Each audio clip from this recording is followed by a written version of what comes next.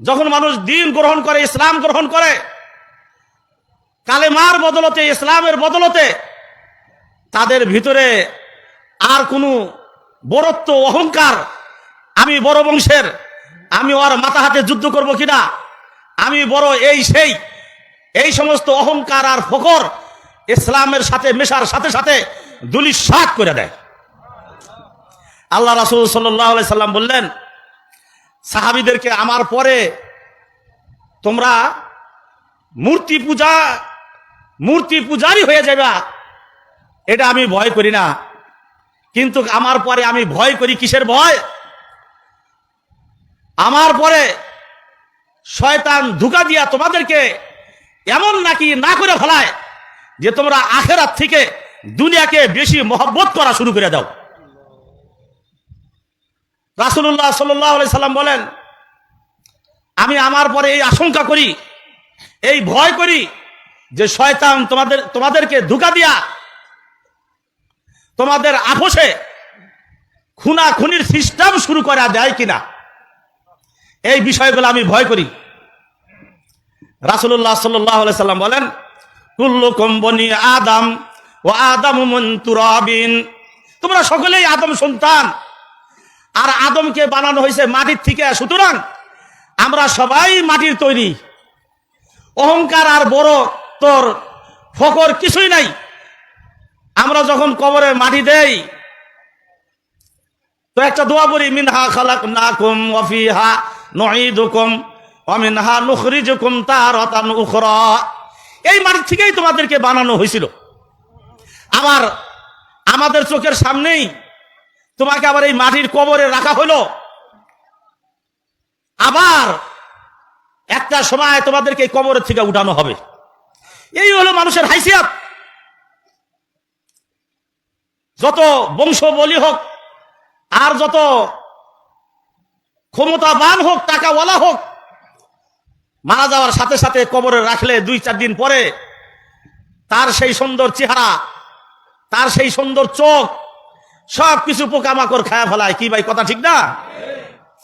এই জন্য আল্লাহ রাসূল সাল্লাল্লাহু আলাইহি সাল্লাম জাহিলি যুগের মানুষের একটা ধ্যান ধারণা ছিল। জাহিলি যুগে জাহেলরাই কথা বলতো, উনসুর আখাকা যালিমান আও মাজলুমান, তোমরা তোমার ভাইয়ের সাহায্য করতে থাকবা, চাই তোমার ভাই জালেম হোক অথবা মাজলুম হোক। রাসূলুল্লাহ সাল্লাল্লাহু আলাইহি সাল্লাম জাহিলি যুগে জাহেলদের এই স্লোগান শুনলেন, উনসুর আখাকা যালিমান আও মাজলুমান, তোমরা তোমার ভাইয়ের সাহায্য করো, তোমার ভাই জালেম হলেও সাহায্য করো, মাজলুম হলেও সাহায্য করো। আল্লাহ রাসূল সাল্লাল্লাহু আলাইহি সাল্লাম বললেন যে না, এই স্লোগানকে উল্টাইয়া দাও। জালেম হলে এক ধরনের সাহায্য করতে হবে, মাজলুম হলে আর এক ধরনের সাহায্য করতে হবে। সাহায্য ঠিকই জালেমকেও করতে হবে, মাজলুমকেও করতে হবে, কিন্তু সাহায্যের ধারা 2 ধারা ভিন্ন ভিন্ন।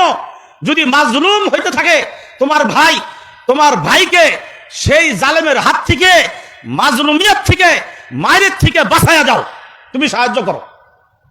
আবার পক্ষান্তরে তোমার ভাই যদি জালেম হয়, আর একজনকে মারতেছে, আর একজনের উপরে জুলুম করতেছে, এই ক্ষেত্রেও তুমি তোমার ভাইয়ের পক্ষ হয়ে লাঠি ধরো না, বরং তোমার ভাইয়ের হাতের লাঠিটা তুমি কেড়ে দাও, তোমার ভাইয়ের জালেমি হাতটাকে তুমি টেনে ধরো, জালেমকে বন্ধ করে দাও।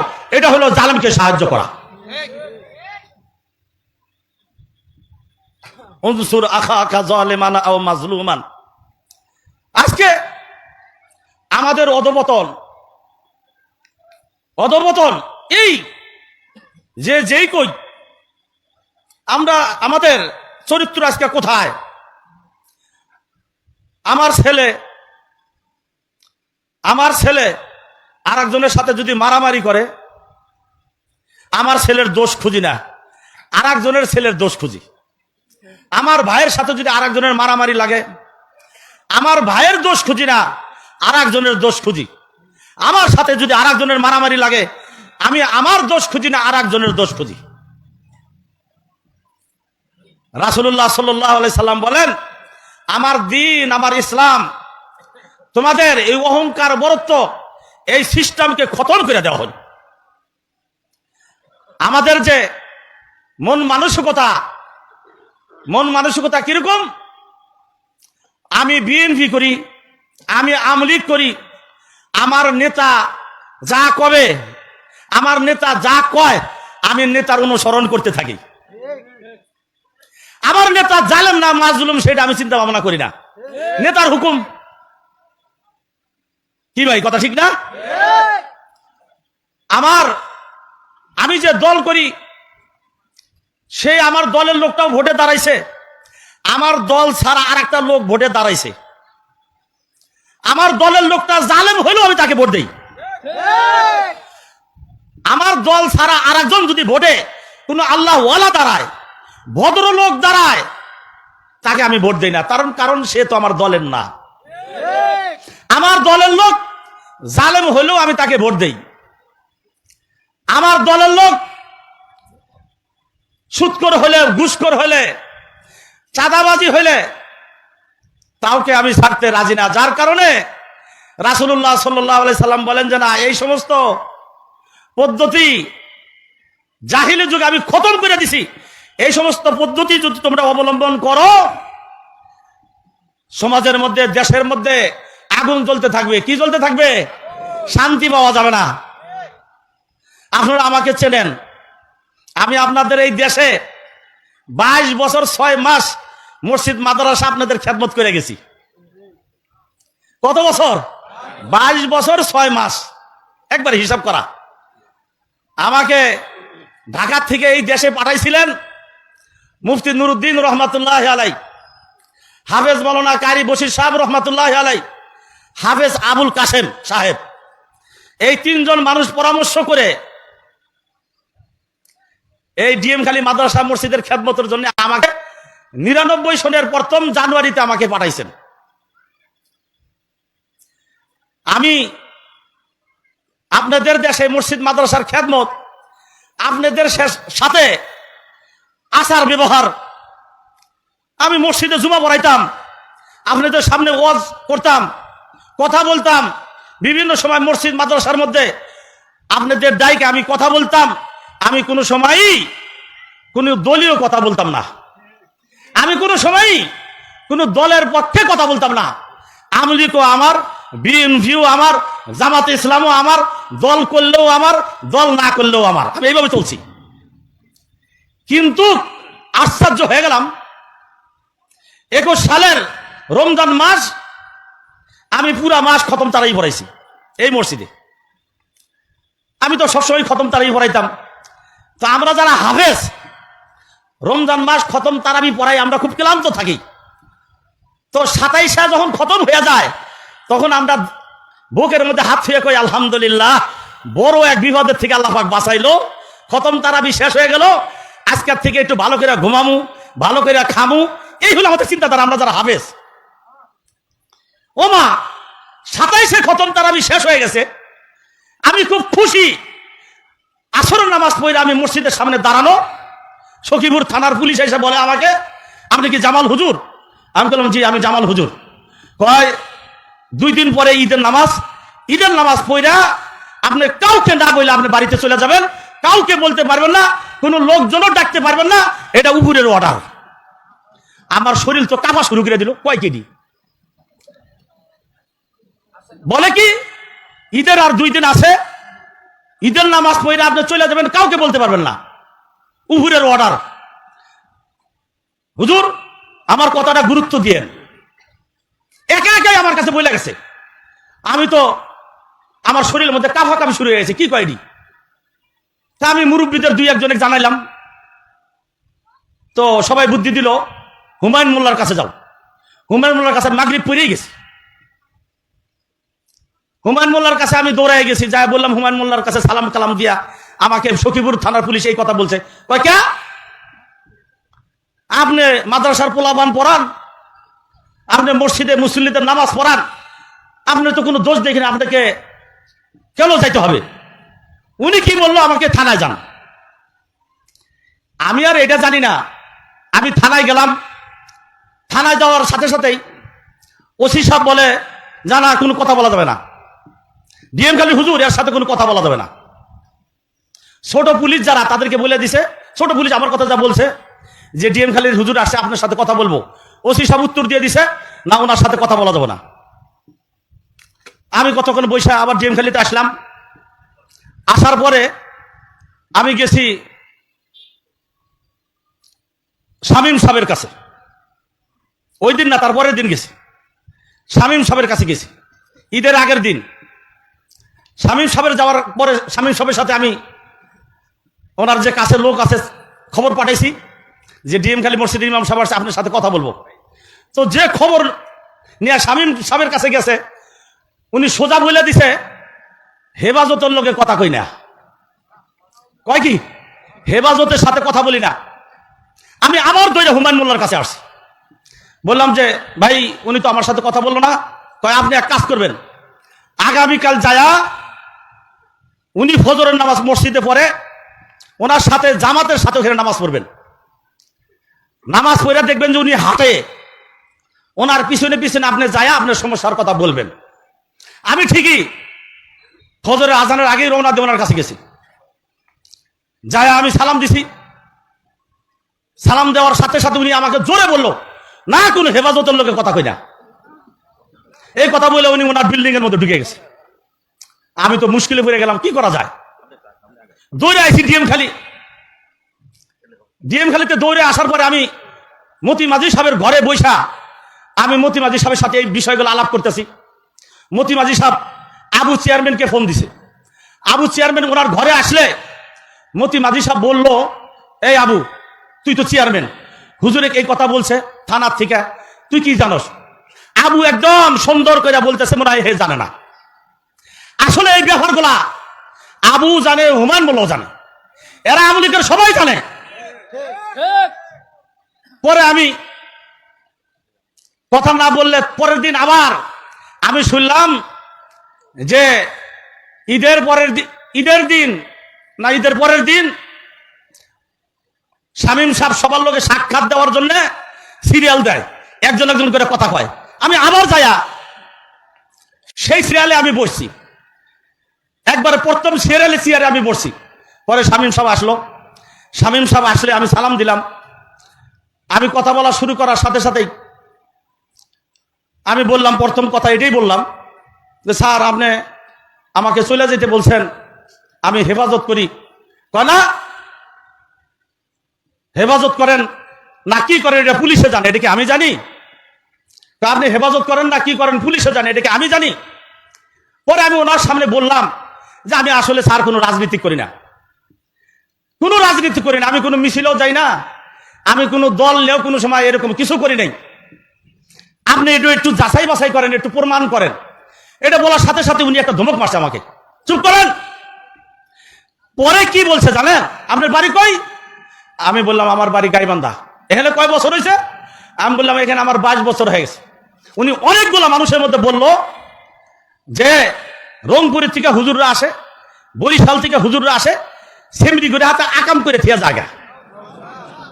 উনি একজন মন্ত্রী মানুষ, বহুত মানুষের সামনে উনি ভাষাটা বলল। বলেন আমি আপনাদের এই দেশে 22 বছর 6 মাস ছিলাম, আমাকে এই দেশের মানুষ রন্দে রন্দে দেখছেন। জামাল হুজুরের চরিত্র খারাপ এটা কোনোদিন শুনছেন? আর আমিও সব সময় আপনাদের চ্যালেঞ্জ দিছি, জামাল হুজুরের চরিত্র খারাপ কখনো ছিল না, কোনো সময়ই করে নাই। জামাল হুজুর কোনো সময় সব সময় তার মুখের হেফাজত করতেন, পেটের হেফাজত করতেন। আমি মন্ত্রীর ওরকম বকাবকি শোনার পরে আমি ওইখান থেকে গেছি বাহাদুরপুর। কোথায় গেছি? বাহাদুরপুর পীর সাহেবের কাছে। বাহাদুরপুর পীর সাহেব হুজুর যায়, হাসান সাহেবের লোক আমার দেখা হয়েছে। হাসান সাহেবের কাছে আমি সবকিছু খুলে মুইলা বললাম। আমার সামনেই হাসান সাহেব মন্ত্রীর কাছে ফোন দিছে। ফোন দিয়ে বলতেছে, হাসান সাহেব বলল যে মামা এই যে ডিএম খালির হুজুর জামাল হুজুরকে আপনি চলে যেতে বলছেন, উনি তো ভালো মানুষ, উনি আমাদের লোক। ফোনে বলতেছে যে না মামা এই ব্যাপারে সুপারিশ করবেন না, আমার এরিয়ার মধ্যে এই কয়েকজন হুজুর আছে, এদেরকে আমি রাখবো না, এদের খেদায় দেব, এই ব্যাপারে আপনি সুপারিশ করবেন না। আমি সারাদিন সেই বাহাদুরপুর গেছি আইসি খুব ক্লান্ত, রাতের 10টার সময় এসে আমি যখন এক মুঠ ভাত খাইয়া শুইছি, শোয়ার পরে আমার সখীপুর থেকে আমার এক ছাত্র ফোন দিল আমার কাছে, হুজুর আপনি কই? আমি বললাম আমি তো বাসার মধ্যে একটু শুইছি। কয় হুজুর সখীপুর মসজিদের ইমাম সাহেবকে থানায় নিয়া ওসি সাহেব বলতেছে, এই শালার পর শালা এখনো যাস নাই, এই লাঠিটা দেখছাস তোর পুটকিটা ঢুকাই দিব। এই ওসি সাহেব একজন খালেস আলেম, যে কোরআনের হাফেজ, যে সবসময় আপনাদের মানুষ ইমামতি করে, যে মানুষের সামনে দাঁড়ায়া ইমামতি করে, কোরআন হাদিস পড়ে আসে, আবার সে সেই মানুষদেরকে চোর ডাকাত থেকে ভালো করবার জন্য, মদ জুয়ার থেকে ভালো করবার জন্য যে সমস্ত আলেমরা এইভাবে শরম যায়, আর সেই মন্ত্রীকে খুশি করবার জন্য অন্যায় ভাবে খালের মধ্যে ফেলা কে দেয়, কে জানবো, কে দেখবো, কে জিজ্ঞাসা করবে? এটা পুলিশে বলছে। আমি আমার এই ভাইদের সাথে আলাপ করলাম যে কি করা যায়। রাত্রে ভাইরা বললো যে না, আপনি ওখানে থাকা যাবে না, ঢাকাতে চলে আসেন। এই আমি 5 জন মানুষকে যে ফজরের পরে আপনাদের ডাইকা বা মাদ্রাসায় ডাইকা আমি যে এই অবস্থা বলবো, সেটার কোন উপস্থিতি ছিল না, এমন ভাবটা হয়ে গেল। ওমা আমার ফোনটা কেউ ধরে না, আমার সাথে কেউ চলে না, আমার সাথে কেউ জানে, সবাই ভয়ে, আমার ছাত্ররা, আমার মুসল্লিরা, আমার মহব্বতের লোকগুলা সবাই ভয়ে ত্রস্ত যে জামাল হুজুরের লোকে কথা বললে, জামাল হুজুরের সাথে ফোনে কথা বললে এই এই যারা ক্ষমতা আছে তারা এই সবগুলাকেই জামাল হুজুরের যেরকম হেফাজতের মামলা দিলে আমাকেও এই মামলা দিবে। এই ডরে কেউ কথা বলে না। ঢাকা শহরে আমি যাই, রাস্তায় রাস্তায় হাঁটি, ফোন দিলেও কেউ ফোন ধরে না, ডরে ফোন ধরে না। জামাল হুজুরের ফোন নাম্বার ধরলেই এটা সরকারি পুলিশেরা এটার ইনকোয়ারি করবে, খোঁজাখুঁজি করবে, জামাল হুজুরের সাথে কে কথা বলছে। দেখেন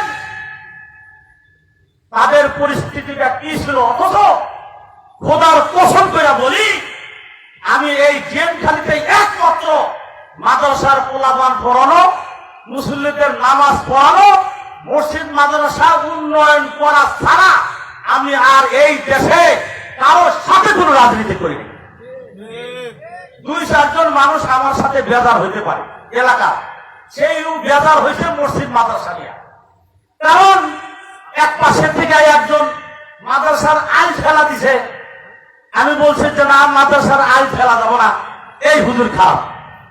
আর এক পাশে থেকে আর একজন মাদ্রাসার ক্ষতি করতে চাইছে, আমি সেটা ক্ষতি করতে দেই নাই, এই জামাল হুজুর খারাপ। তাছাড়া এই 2-1 জন ছাড়া আমি আসলেই এই দেশে কারো সাথে কারো কোনো দুর্ব্যবহার, কি দুর্ব্যবহার করবো? আমি হলাম আর এক দেশের মানুষ, এই দেশে নাই আমার কোনো ভাই বেরোত, আমি আছি দিনে খেদমত করবার জন্য, আমি সেইভাবেই চলছি। কিন্তু সম্পূর্ণ একটা নির্দোষ মানুষকে এই আওয়ামী সরকার এই হয়রানি করেছে। সম্পূর্ণ নির্দোষ মানুষকে এই আওয়ামী সরকার হয়রানি করেছে। আমি বুঝলাম যে এখানকার 2 জন আবুকে বলছে, আবু চেয়ারম্যান, তার কি আকল বুদ্ধি কিছু ছিল না যে জামাল হুজুর একটা প্রতিষ্ঠান চালায়, এখানে 100 পোলাপান পড়ে? বুঝলাম এই আবু যারা মন্ত্রীকে বলছে, একজন মন্ত্রী তার মাথার ভিতরে কি কোনো আকল বুদ্ধি ছিল না যে একজন আবু এসে বললো জামাল হুজুর কে, তার খবর নেই, সে কি করে তার খবর নেই, সে ওই কান কথা শুনেই জামাল হুজুর সম্পর্কে মন্তব্য করে দিল, আমার এরিয়ার মধ্যে কেউ থাকতে পারবে না, দূরের হুজুররা এসা আকাম করে ফিকা বাড়ে, আপনারা থাকেন, আপনিও থাকতে পারবেন। শোনেন শোনেন, আমরা আপনাদের সামনে ওয়াজ করছি, ফেরাউনের ওয়াজ করছি, নমরুদের ওয়াজ করছি, সাজ্জাদের ওয়াজ করছি, অনেক জালেমদের ওয়াজ আমরা আপনাদের সামনে কোরআন থেকে করছি। আল্লাহ সেই পূর্বের জালেমদের ঘটনা কোরআন শরীফের মধ্যে লিখছে। ওই জালেমদের করার কারণে আল্লাহ যে শাস্তি দিয়েছে এর চেয়েও ফিরআউনের থেকেও জঘন্য শাস্তি দিয়েছে শেখ হাসিনাকে। এর চেয়েও জঘন্য শাস্তি দিয়েছে শেখ হাসিনার যারা দখল ছিল তাকে। দেখছেন কোনদিন দেখছেন কোন আলেম জঙ্গলে যায় ন্যাংটা হয়ে শুয়ে রয়েছে? এই আমলিকের লোক আগাম কইরা ন্যাংটা হয়ে জঙ্গলে যায় শুয়ে থাকে। কোনদিন দেখছেন কোন আলেমকে মানুষ জুতা মারে? কোনদিন কি দেখছেন কোন আলেমকে পচা ডিম মারে? এই আমলিকের মন্ত্রীদের জুতা মারা হয়, পচা ডিম মারা হয়, কারণ এগুলো আল্লাহ পাক করায়। وتعز من تشاء وتذل من تشاء بيدك الخير إنك على كل شيء قدير। কই গেল ক্ষমতা? কই গেল ক্ষমতা? আমি এই প্রতিষ্ঠান থেকে আমাদের সরে যাওয়ার পরে কত ক্ষতি হয়েছে আপনারা জানেন? আমি এই প্রতিষ্ঠানে 350 ছাত্র রেখে গেছি। ধারাবাহিকভাবে হাফেজ বাইর হইতো, ধারাবাহিকভাবে আলেম বাইর হইতো। আমার সাথে এই দেশের আশপাশে কয়েকটা ইউনিয়নের লোকের মহব্বত থাকার কারণে, যোগাযোগ থাকার কারণে হাজার হাজার টাকায় মানুষের দাম করত। যার কারণে জমি কেনা গেছে, যার কারণে বিল্ডিং করা গেছে। এই সমস্ত মাদ্রাসার উন্নয়ন, ছাত্রদের জীবন, আলেম ওলামা গড়ার কাছাড়া এই শয়তানরা একদম তুলে সার করেছে।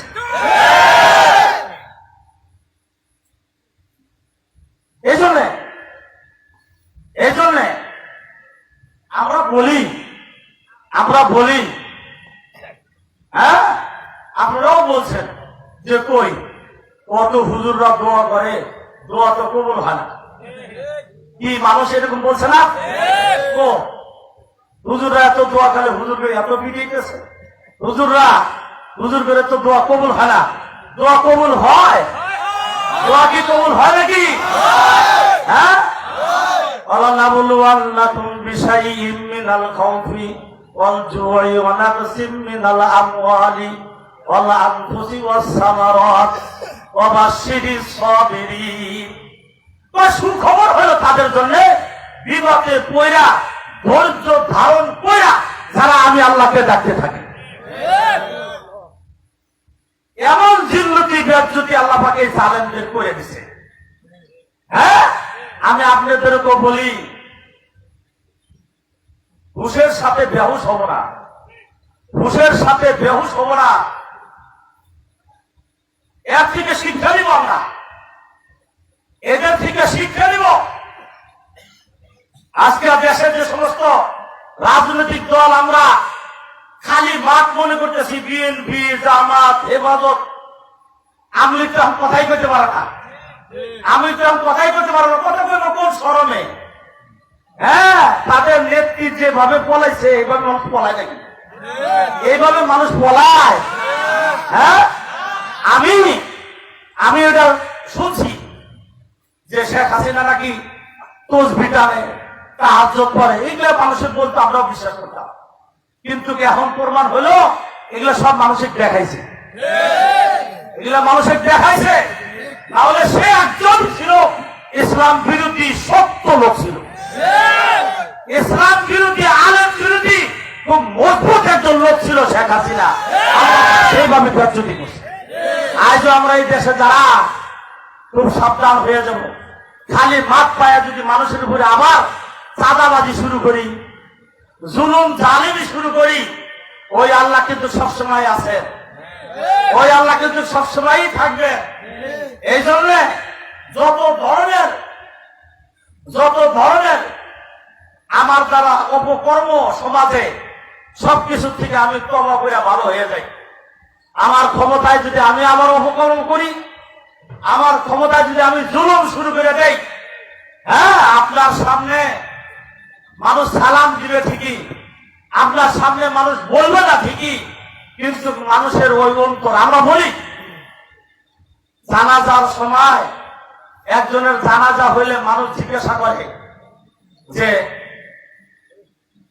এই যে মারা গেছে এই কেমন ছিল, তো সবাই চাহর দেখায় খুব ভালো ছিল। তো আমরা আলেমরা বলি যে এই কথা বললেন না, তার কারণ এই যে মারা গেছে হে যদি জালেম হয়, যে মারা গেছে এই যদি আরেকজনকে থাপ্পড় মেরে থাকে জীবিত থাকতে, এই যদি একজনকে গালি দিয়ে থাকে জীবিত থাকতে, একজনের জমি দখল করে থাকে জীবিত থাকতে, তাহলে এই কথা জিজ্ঞাসা করলে এই জানাজার কাতারের মধ্যে যারা আছে যাদের সাথে জুলুম করছে ওই মাজলুম লোকগুলার সেই জুলুমিয়াতের কথা স্মরণ হয়ে যায়, আর তারা তখন অন্তরের মধ্যে বলতে থাকে এ ভালো লোক ছিল, যে মারা গেছে এ বড় জালেম ছিল, আমার এই ক্ষতি করছে ওই ক্ষতি করছে। এই জন্য ঠিকই আল্লাহ রাব্বুল আলামিন যে বলছেন যে তোমরা যদি আল্লাহর কথা মানো, আল্লাহ রাসূলের কথা মানো, তাহলে দুনিয়াতেও তোমাদেরকে ইজ্জত দিবেন, পরকালেও তোমাদেরকে ইজ্জত দিবেন। আর যদি আল্লাহ রাসূলের দ্বীনের থেকে আমরা সরে যাই, তাহলে আল্লাহ দুনিয়াতেও বেইজ্জতি করবেন, আখিরাতেও বেইজ্জতি করবেন। অন্যায় ভাবে চাঁদাবাজি করা হালাল না হারাম? অন্যায় ভাবে আরেকজনের থেকে সুদের টাকা দেওয়া, ঘুষের টাকা দেওয়া, এটা কি হালাল না হারাম? জোর করে আরেকজনের জমি দখল করা, দোকানপাট দখল করা, এটা কি হালাল না হারাম? এটা সবসময় হারাম, সবসময় হারাম থাকবে। যারাই এই হারামের মধ্যে লিপ্ত হবে কোনো না কোনো সময় আল্লাহ পাক তাদেরকে শাস্তি দিবেন। আলহামদুলিল্লাহ ভাই, আমার বাড়ি তো গাইবান্ধা। আমি আল্লাহর মেহেরবানি এখান থেকে যাওয়ার পরে আল্লাহ পাক ইজ্জতের সাথেই রাখছে। আপনারা বহুত মহব্বতের মানুষ, আমি ওইখানে মসজিদ মাদ্রাসারও খ্যাতমত করতেছি। এই জন্য আপনারা মহব্বতের মানুষ, আমিও ওইখানে খ্যাতমত করছি। কারণ আমরা যারা আলেম এক জায়গায় খ্যাতমত করতে হবে তা না। এক জায়গায় যদি পরিবেশ খারাপ দেখি, বাধা দেখি, তাহলে আল্লাহর জমিন যেই জায়গায় খালি আছে ওই খালি জায়গায় যাই আমরা খ্যাতমত শুরু করে দিই। এটা হলো আমাদের অভ্যাস।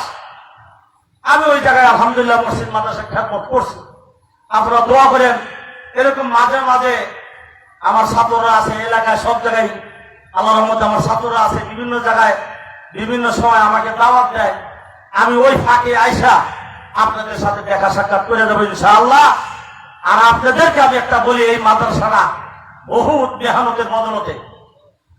মেহনতের বদলতে আমাকে এই দেশের মানুষ আরো 15 বছর আগে বলতো, হুজুর একদম পোলাপান মানুষ আসলেন, এত তাড়াতাড়ি আপনি বুড়ো হয়ে গেলেন, এত তাড়াতাড়ি আপনার দাড়ির মুছগুলা পাইকে গেল। এই দাড়ির মুছগুলা তাড়াতাড়ি পাকছে আপনাদের এই মসজিদ মাদ্রাসা চালাইতে যায়। তো আল্লাহ পাক খোদার কসম যা খেদমত করছি এর যাচাই খায়ের যদি আল্লাহ পাক মৃত্যুর পরে দেয় তবেই আলহামদুলিল্লাহ। এখন এই মাদ্রাসারা এলাকায় যারা আছেন, আমি নাই এটা বড় কথা না, এখন যারা আলেমরা আছেন, মাদ্রাসা চলছে, মাদ্রাসার দিকে সবাই খেয়াল করবেন, মাদ্রাসার দিকে দান দক্ষিণা করবেন। হ্যাঁ, আমি একটা অবাক হয়ে গেলাম। 3.5 বছর আগে আমি এখান থেকে চলে গেছি। আমি মাদ্রাসার মধ্যে এই 3.5 বছরের মধ্যে আজকেই ঢুকছি। আমি মাদ্রাসার মধ্যে ঢুকে দেখি আমি যেই চেয়ার যেই জায়গায় বসায় খেয়ে গেছি, আমি যেই ক্যালেন্ডার যেই জায়গায় লাগা খেয়ে গেছি, আমি যেই টেবিল যেই জায়গায় বসা খেয়ে গেছি, আমি যেই বিছনার চাদর যেই জায়গায় বিছে খেয়ে গেছি, হুবহু এইভাবেই আছে, পুরো উন্নত হয়নি। তাহলে আমি বুঝলাম মাদ্রাসা তো সর্বনাশ, মাদ্রাসা তো উন্নতির দিকে যাচ্ছে না।